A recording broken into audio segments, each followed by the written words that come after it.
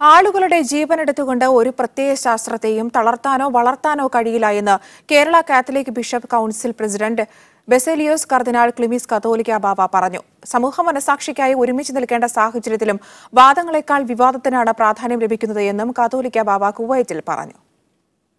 നമ്മിലേക്കൊരു തിരിഞ്ഞുനോട്ടം അത്യാവശ്യമായിരിക്കുന്ന ഒരു കാലയളവിലാണ്. സാക്ഷരതയിൽ 100% നമ്മൾ എത്തി നിൽക്കുമ്പോൾ അതിനോട് ചേർന്നു പോകാത്തതുപോലെയുള്ള പ്രവർത്തനങ്ങൾ നമുക്ക് എല്ലാ തലങ്ങളിലും കാണും.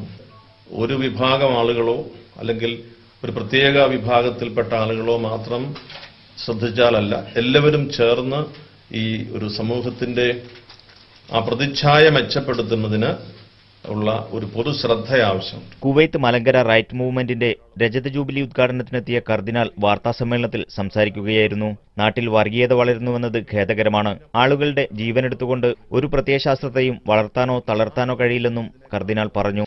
ആത്മഹത്യ ഒരാളുടെ നിസ്സഹായ അവസ്ഥയിൽ ഒരാളെടുക്കുന്ന ദുർബലമായ തീരുമാനമാണെന്ന് പറയുന്നത് പോലെ തന്നെ കൊലപാതകം എന്ന് പറയുന്നത് ബോധപൂർവമായ ഒരു തീരുമാനമാണ്, ഇല്ലായ്മ ചെയ്യുക എന്നുള്ളത്.